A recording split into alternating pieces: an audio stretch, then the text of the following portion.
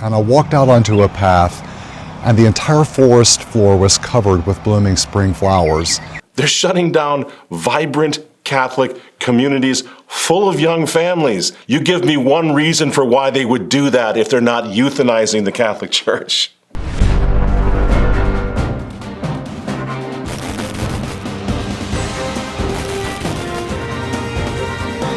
Adam Sandler is in the news tonight, Walter.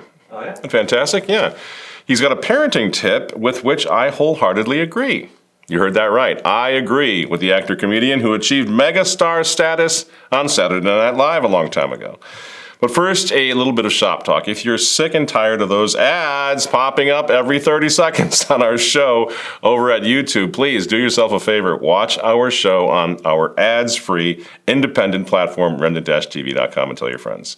Secondly, the only way that we can host our own videos with zero dependence on big tech is by partnering with our sponsors, and tonight's sponsor is the one and only Charity Mobile. They've got 30 years in the business of helping the unborn, and Charity Mobile sends 5% of your monthly plan price to the pro-life, pro-family charity of your choice, including, by the way, the Remnant, if you so desire. All of Charity Mobile's monthly plans now are priced under $50 before taxes and surcharges. And if you don't want data, there's a straight talk and text plan for you too. Go to CharityMobile.com/RTV. The link is in the description box below.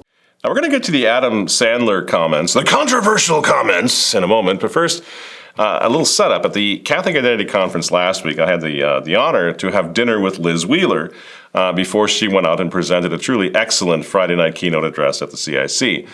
Now, as we were having dinner, Liz happened to mention to us that she will not allow her two beautiful little children, who she brought with, by the way, she and her husband Dan, to the conference. She will not allow her little children to consume televised garbage that's less than 60 years old. I practically jumped across the table and hugged her because I'm in the same boat. She said that her kids mostly watch, here, wait for it, the Andy Griffith Show. Remember that? Liz Wheeler is now my new friend for having said so, because I too raised my kids on the Andy Griffith Show, Andy and Barney, and then of course there was John Wayne and Fess Parker in the movies, Davy Crockett and Daniel Boone, the whole bit. And Liz is a lot younger than I am, so I'm very excited to hear that other people are waking up to the fact that you simply cannot allow your children to consume garbage and expect that they won't turn into, well, garbage. Many people have had, not just radical, not just conservatives, not just Latin Mass Catholics, right? Adam Sandler, are you kidding me? Yep, Adam Sandler. He shocked the world this week when he revealed plans to raise his children the traditional way, opting to shield his kids from LGBTQRSUVWXYZ themes in cartoons specifically. And if you're a parent, you know these cartoons have completely gone to hell. They're just brainwashing for kids, right? So Adam Sandler believes in upholding classic family values and stressing the importance of maintaining the principles that have shaped generations. What a radical, right?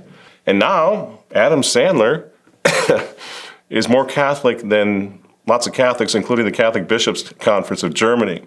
One Catholic bishop from Germany, in fact, just this week, condemned the Catholic Identity Conference. He actually came out from Germany, looks across the world. What can I do today? Aha! I'm going to condemn 4 bishops who had an act of reparation. This will not go. I will not put up with this. No, I will not, says the good bishop.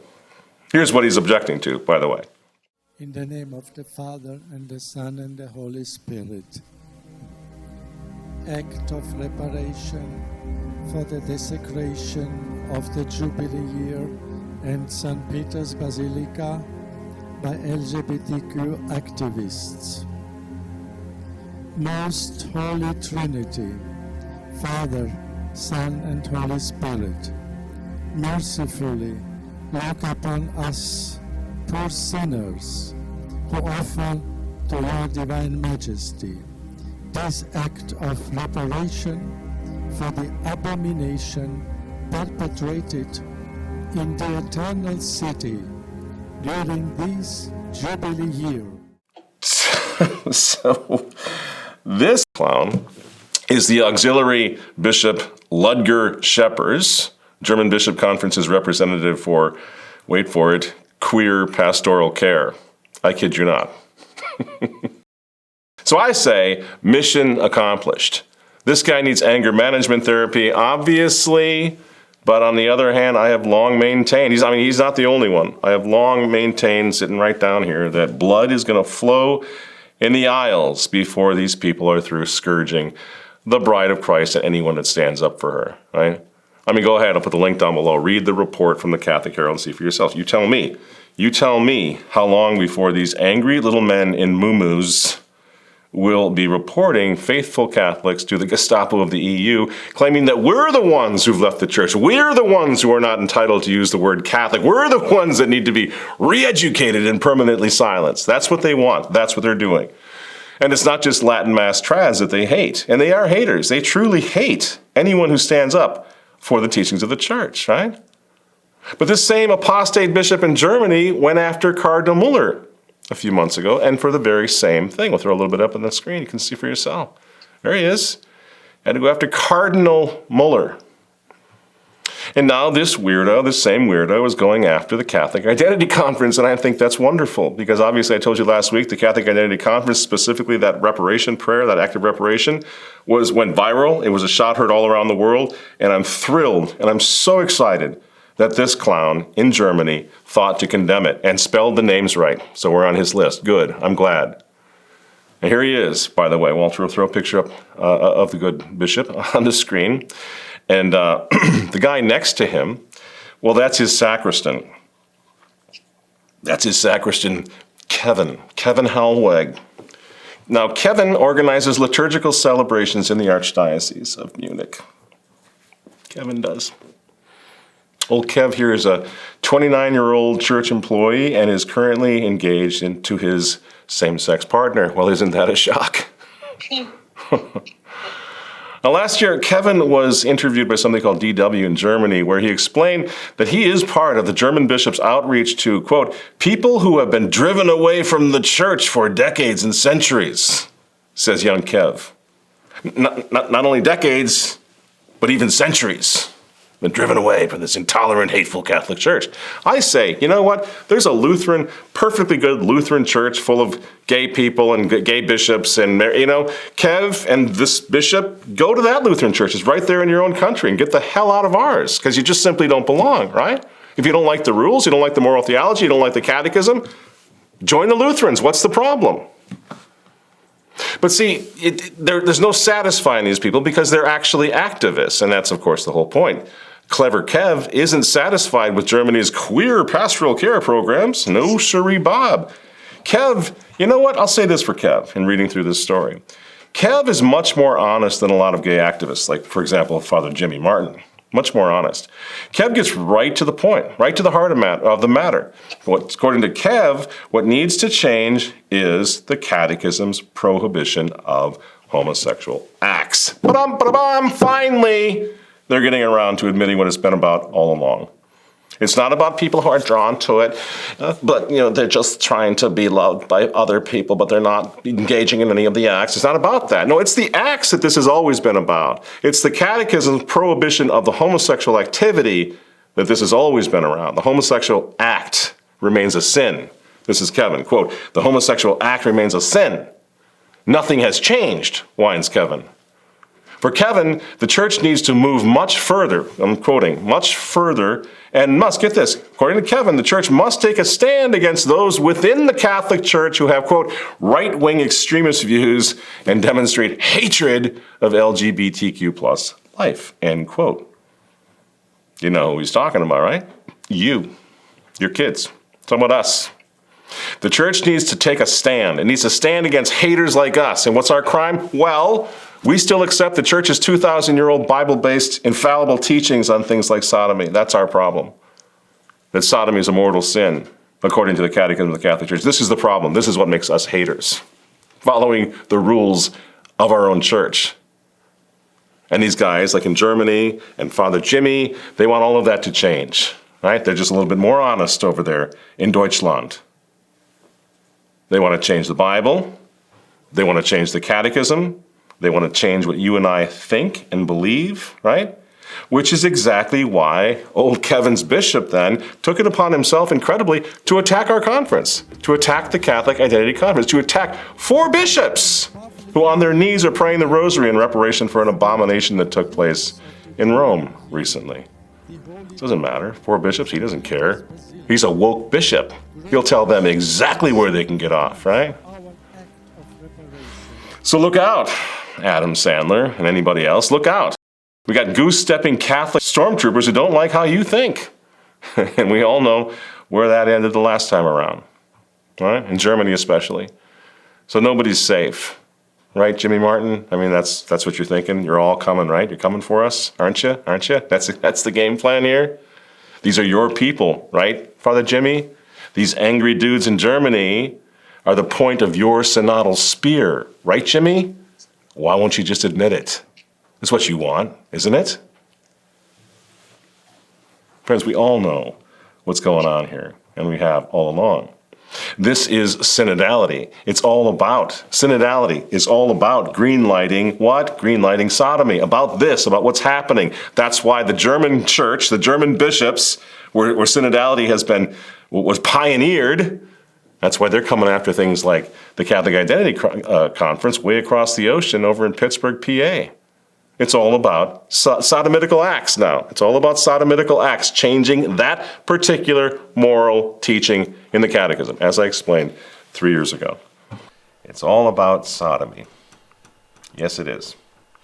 The church needs to listen up and change her teachings on one of the sins that cries to heaven for vengeance, and then all will be well, you see.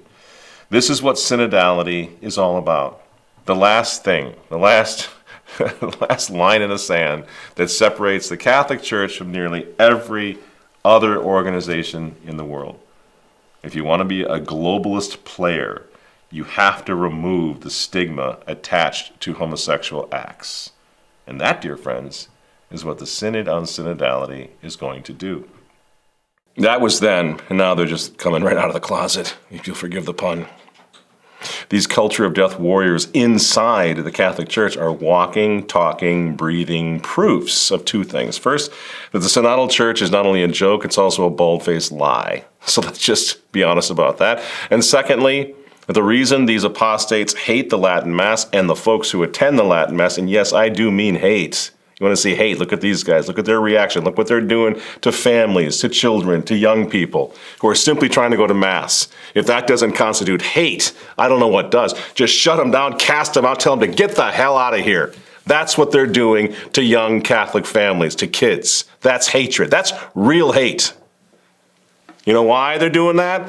Because it's their job as infiltrators to euthanize the Catholic Church. This is a war against the Catholic Church. So please, friends, if you're not a Latin Mass Catholic, don't worry about it. That's not the point. They're after the oldest form, the rock of Catholicism, the oldest liturgical expression in the church. This is not about where you go to Mass or I go to Mass. This is what the revolution is trying to kill, right? They're trying to kill the heart of the church, the soul of the church, her ancient liturgical expressions, right? And I said this right after Leo was elected Pope. And I'll say it again now. Synodality is nothing more than hospice care for a dying church. The truth is, Holiness, if synodality, as it has been explained to us at the level of the pew, if it continues down this path, how will history not describe it as the hospice nurse who was summoned to provide palliative care for a dying Catholic Church? And here's the thing, friends. It's not just in Rome, Holy Father. No, they have their little minions all over the world, don't they? There's lots of them here in this country. Progressive little Catholics like Nancy Pelosi, hard at work in that hospice ward, aren't they? Euthanizing the church, standing out there as the new and improved Great Reset Catholics that don't believe in anything but killing babies and gay marriage. And calling themselves Catholics, of course, to do it, dragging the bride of Christ through the mud in the public square. I said last week that it's all about abortion, right, on this show. It's all about abortion. It always has been. This is my big concern, and that if the Republicans don't block the proliferation of abortion pills right now, we're just going to have a uniparty of death, and it's going to be all about abortion, because that's been the thing all along. Just yesterday, Tucker Carlson said the very same thing on his show. And the answer is, of course, abortion, another form of killing. That's all they care about. They want the ritual to continue. And somewhere in her reptile brain, she understands that a Democratic AG will be more likely to protect abortion than a Republican. And that's it. That's the only issue that matters. That's the only domestic issue that matters. It's neocon foreign policy and abortion. That's all that matters, because that's all that matters to its donors. And both are incredibly dark. Both are about killing. That's what connects them. Neocon foreign policy, kill them. Abortion, kill them. And both make the people who espouse them feel like God. That's the appeal. They're not policies, they're rituals. Yeah, exactly. That's it. That's exactly right. It's obvious to anyone who's paying attention. It's all about abortion. It's demonic. It's truly satanic. Also in last week's Underground, by the way, I've got to report this because it's changing rapidly. We're trying to keep up with it, but we reported that Tony Blair, the insufferable globalist Tony Blair, will be taking over the Great Reset of Gaza under the new peace deal that seems to be falling apart. What a shock.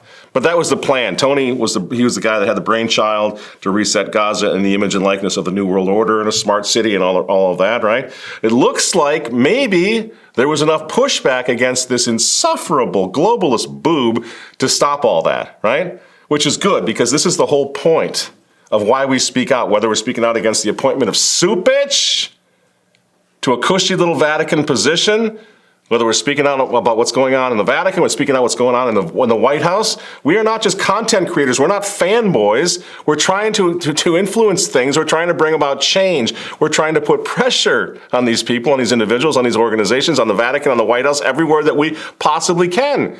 So now all of a sudden they're waffling a little bit on this Tony Blair thing, which is absolutely ridiculous.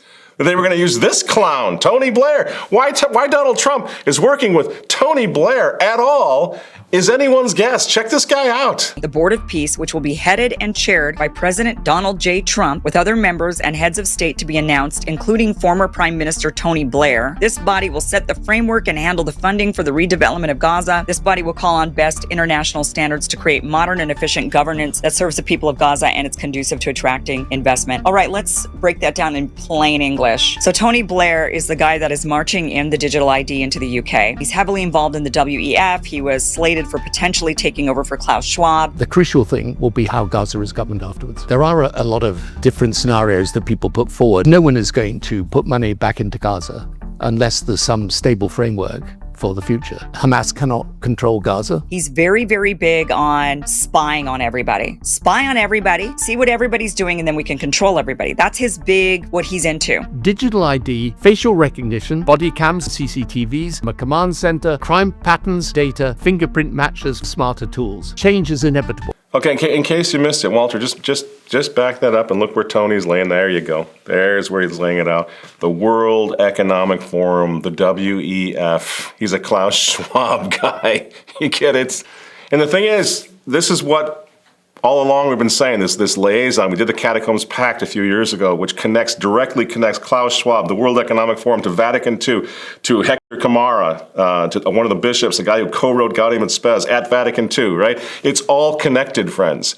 I give you one example, which for me was probably a crucial moment in my life. I traveled for the first time to Brazil. I met a priest who was known at that time as the priest of the poor people. His name was Dom Helder Camara. So I invited him to the annual meeting in Davos. Thank you so much. It's really a pleasure to be with you tonight and an honor to have the privilege to share with you some thoughts about the spirituality of synodality that we are all learning and trying to live, and especially for this Helder Camara public lecture to have this time and space to share about the spirituality of synodality and we can say the spirit of this great bishop and figure, Helder Camara. But then when I came back in Switzerland, I found out that actually he was forbidden at that time to speak in Switzerland because he was considered to be a communist, and that's where I had to stand to my values, even at the risk that I would have to give up the World Economic Forum. Wow. But it went very well, I have to say, the audience in Davos listened to him. So what we're talking about here is one of the council fathers and a speaker at Davos. The guys who are setting up the World Economic Forum, the Great Reset, and the New World Order. He was one of them. It's all connected, friends. We connected it years ago. It's so obvious. Klaus Schwab had the guy who co-wrote Gaudium et Spes, he had him speak at the World Economic Forum 30 years ago. He calls him his mentor. He co-wrote one of the documents of Vatican II. And we are right at the heart of it, we traditional Catholics. The only thing that stands in the way of the dystopian nightmare future of the anti-Christians that was just broken down for us by the globalist boob Tony Blair, the only thing that stands in the way is a reformed Catholic Church, a restored traditional Catholic Church. And that, dear friends, that is why the Latin Mass matters. Every single one, every inch of ground. That's why the Pope, especially Francis, is trying to cancel it. The biggest globalist Pope we ever had. You get the connection? This is why Traditionis Custodes happened, because they have to get rid of that Mass. Why? Because around that Mass will gather millions of young families, and the future belongs to the Catholic Church once again. And they cannot have that. So whether you attend it or not, again, is not the point. That's not the point, friends, honestly. This is not some elitist Latin club here. This is right in the eye of the storm, right at the center of the entire revolution/counter-revolution. There we are. The Novus Ordo Church right now, friends. The Novus Ordo Church is on life support. We all know this, right? That's not a conspiracy theory. The churches are closing all over the place, right? How many have closed in your diocese? 20, 30, right? Oh, we're consolidating them to put them into one strong little parish. BS. They are closing it down. They are euthanizing the church. The Novus Ordo is on life support. And we have bishops out there who are admitting it. This is Bishop Elegante coming right out with it. Liberal Catholicism, or progressivism since the 1970s, most recently in the guise of the synodal path, has had its day, and it has driven the church into a dead end, into a cul-de-sac. The frustration is correspondingly severe among the faithful. We can see it everywhere. Sunday and weekday services are attended mainly by old people. Young people are missing, except in a few church places, hotspots, if you will, which are few and far between. The reform is taking care of itself today, because no one goes to these masses anymore. No one looks at the disastrous results of the reforms. So think about that. That's a bishop of the Catholic Church, right? And yet, they're shutting down vibrant Catholic communities full of young families, full of young people, full of kids. They're shutting them down all over the world. You give me one reason for why they would do that if they're not euthanizing the Catholic Church. And that's what this revolution has been about all along, from the start, 100 years ago or more. And the reason they're doing it now, the reason they're shutting the Latin Mass down is because Latin Mass Catholics, just because of who we are, we just simply want to be faithful Catholics, so that's the problem. But we refuse to be united to the rotting corpse of their dysfunctional, chaotic church. The human element of their church is now a rotting corpse. Everybody can see it. The statistics prove it. And they say, well, traditional Catholics who go to Latin Mass, they must unite themselves to this rotting corpse, or otherwise they're not unifying with us, and that's a terrible thing. Why? Why would you want to unite to a rotting corpse? Yuck. So the problem that they have with us is that we're still alive as Catholics. We're still breathing. We're having these huge families all over the world. And children, the children of the Latin Mass movement, millions of them offer hope for the future, while they have a barren, sterile, contracepted church that's going nowhere. Right? The children are the future. And where are the children? Where are the young priests? Where are the vocations? In the traditional Latin Mass movement. Hope for the whole church, friends. Hope for the whole world, and that's the problem. That's why they're shutting us down. Right now, as the world descends into the fires of hell, this diabolically disoriented church of accompaniment has actually committed itself to feeding the flames. The traditional Latin Mass in the Diocese of Knoxville, Tennessee, just the latest casualty of the Luciferian Traditionis Custodes. Bishop Mark Beckman cancels the traditional Latin Mass out of nowhere, right? In parishes in Johnstown, or Johnson City, Knoxville, Chattanooga. Why? Can anybody come up with any reason why that would be? Why are they canceling thriving Latin Mass communities? From a business model that makes no sense, from a church model that makes no sense. They're begging people to come into their churches. Well, they got packed out churches in Chattanooga, down in Tennessee, and they're kicking all the people out. Why would they do this? Why is the bishop refusing? Because incredibly, this news just dropped right as Cardinal Robert Serra over in Rome, the former prefect of the Congregation for Divine Worship, exactly as he went to bat for the Latin Mass Catholics, this idiot down in Tennessee is canceling all the Latin Masses in his diocese. Pope Francis in Laudato Si talks about care for our creation, for this beautiful planet that we call home. Think about the vast places where there is deforestation. I think about the forms of pollution that affect our planet, and certainly the changing conditions on our climate have dramatically affected the world. So Cardinal Serra, one of the highest ranking, most respected, he just had an audience with Pope Leo just a few week or so ago, right? One of the most respected churchmen in the church today. In speaking to the Tribune Chrétien, Cardinal Serra says, quote, "When we really look at Christians who practice today, they are the ones who go to the traditional Latin Mass. It's the traditional Latin Mass Catholics who are practicing today. So why forbid them? On the contrary," says Cardinal Robert Serra, "we should encourage them." Sounds like a pastor. Sounds like a bishop, a priest who cares about the souls of his sheep, of his flock. So why in the world do so many U.S. bishops refuse to hear the Spirit in those pastoral words, the words of Cardinal Robert Serra? Why? Obviously, His Eminence is encouraging these little bishops to listen and to accompany Latin Mass Catholics, us.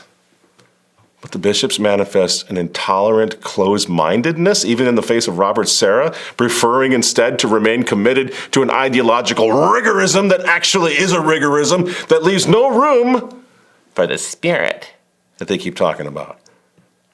It's nonsense. It's fake and gay. Right? They're being exposed again. They sit there in their chairs of Moses throwing stones at wounded little families, little kids within their own sheepfolds, within their own diocese. And how does that hypocrisy, they're not listening, how does their hypocrisy not make a pharisaical laughingstock out of the listening Church of Synodality? Answer, it does. It absolutely does make a pharisaical laughingstock out of the Church of Synodality. And I walked out onto a path, and the entire forest floor was covered with blooming spring flowers. And as I began to walk, I never stopped. So here I am 30-something years later, still walking nature trails. No listening. None at all. No mercy. No tolerance. Just an authoritarian refusal to listen to the sheep, to listen to anybody, even the shepherds, even Cardinal Serra. Cardinal Serra tells them, hey, listen to this, guys. Why are you persecuting these people? They're faithful Catholics. And they refuse to listen to him because for them, synodality means listen for thee, but not for me. Because it's not real. It's all faking. Synodality, it's all fake and gay. And I walked out onto a path, and the entire forest floor was covered with blooming spring flowers. They're euthanizing the Catholic Church. And never mind the abundant good fruits of the Latin Mass that are everywhere in evidence today. Never mind that. What you see on your screen right now is this past August at the Church of the Most Precious Blood, the Institute of Christ the King Church in Pittsburgh, Pennsylvania. A family of 9, let me repeat that, a family of 9, all converted to the Catholic faith simultaneously, together. They received baptism together, First Communion together, and confirmation. Why? Because they began attending the Latin Mass. That's not a surprise. That used to happen all over the world. And it still does happen where the Latin Mass is made available. That's all they have to do is just liberate the Latin Mass, and that will continue to happen. The crisis in the church will change, will be eviscerated overnight. The crisis in vocations will disappear. And see, that's the problem. That's the problem that they have with the Latin Mass. You see, the Latin Mass, if liberated, will remove the Catholic Church from life support. It also makes liars of all these hucksters of synodality who are handing the mystical body of Jesus Christ over to the soldiers in this garden, this deadly weed-choked garden of the New World Order. That's what's going on. And standing in the way of all that, standing in the way of handing over the bride of Christ, the mystical body of Christ, to the soldiers, are a couple of million traditional Catholic faithful. Lay people, priests, bishops, even cardinals. One cardinal, in fact, will bring the Latin Mass back to the heart of Christendom next weekend. And I hope there are 10,000 Catholics on hand to see him do it, because it's extremely significant. And I'm going to close on this. This is a really big deal, friends. The whole world, as I said last week, millions of people are going to see this and wonder what it means, what's happening here, right? And we need to be there to push it as hard as we can, to ask God to protect it, right? And Our Lady to protect it, to throw her mantle over the entire project, right? Because the Mass matters so much, friends. Just told you. The family of 9 starts attending the Latin Mass. They all come back. They all see the light of truth. They all become Catholics. You see? That's what happens. And it's not happening for a lot of people right now because they're being thrown out of their churches. And I know some of you, or many of you, are heartbroken tonight. I've heard from you, and I don't blame you. You just had your Mass taken away for no reason. You've been thrown out in the cold, right? It's heartbreaking. It's devastating. And one is tempted to lose hope, right? I get all that. But I want to leave you with this message from somebody who's been, an older guy now, who's been at this for a long time. It's not over. It is not over. This is just beginning all over again. That's what's happening. When the traditional Latin Mass was abrogated, they were lying and they said it was abrogated back in '69. When it was abrogated the first time, the Vatican inadvertently breathed life into a worldwide traditional Catholic counter-revolution, friends. Now, I was just a kid, but I remember it well. I was growing up in the 1970s. I remember it well. It really defined us as kids to live through that revolution, counter-revolution. I remember the banished priests. We used to call them men in black. I've talked to you about this before down here. They were forced to offer Latin Masses wherever they could. Sometimes they were in hotels. Sometimes they were in my family home's basement because there were no approved Latin Masses anywhere in the world. Let me repeat that. There were no Latin Masses anywhere in the world. For those of you who just lost yours, remember at that time, there was nothing. Humanly speaking, there was no hope. Traditionalism gradually became an underground movement whose freedom fighters didn't even know who their allies were, much less where to find them. And this is such an interesting thing to think about. Because in those years, friends, there was no Google, there was no email, no websites, no instant messaging, no social media, no YouTube, nothing. The clans were completely cut off from each other, isolated and on their own for years, for decades. We operated on hope and an indomitable spirit of faith and confidence in God, right? Which transformed the scattered clans of the world, the clans of tradition, Catholic tradition, into a worldwide force, friends, to be reckoned with. And even finally, the Pope himself had to deal with it. That's how we know that the Latin Mass, we knew it all the time, but it was confirmed by Pope Benedict XVI when, in deference to the traditional Catholic counter-revolution, he came out with a papal shot heard round the world and said the Latin Mass had never been abrogated. The traditionalists were right. Underground, in their catacombs, in their basements, clinging to their children and to the Bible and to traditions of their faith. They were right. And finally, the Pope himself, who wasn't a traditionalist, still he comes out and he says, yeah, you were right. So why did Summorum Pontificum, which is anniversary we're going to be celebrating next weekend in Rome, why did Summorum Pontificum happen so many years after the Latin Mass had supposedly been abrogated? Because the pioneer traditional Catholics never gave up hope, friends, and neither will we. They never stopped fighting for their Catholic birthright, and neither will we. Even after they had been told over and over and over again that there was no point in fighting, that the war was lost. Mass tradition was never coming back. And they kept on coming on. And so will we. And keep in mind that compared to what we have today, it was so much darker back then. We didn't have the Society of St. Pius X. We didn't have the Fraternity of St. Peter. We didn't have the Institute of Christ the King. We didn't have the Institute of the Good Pastor, the Bon Pasteur, right? We didn't have all these diocesan hero bishops, underground priests, successors of Campion, Edmund Campion, right? These priests who right now are quietly refusing to back down. God bless every one of you, fathers. Keep doing it. Refuse to back down to these demons. We didn't have that. So I would say, friends, in closing, let's stop feeling sorry for ourselves, right? This is war. It has always been war. But guess what? We know what to do. We did it before. We're good at it because we grew up in the same occupied territory. We know how to do this. We face the same adversary, and they're the ones who back down. We never did, and we never will. And let's not forget this, friends. We didn't start this fire. We are not rebels. We are not renegades. We're simply faithful Catholics trying to save our souls. That's it. And all we ever wanted to do was be left alone. How about that?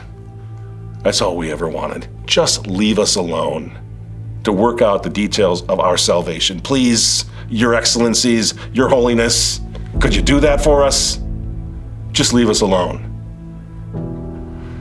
And as Alexander Solzhenitsyn observed, that makes us the most dangerous fighters on the face of the earth. The men who only wanted ever to be left alone. That's us. You know?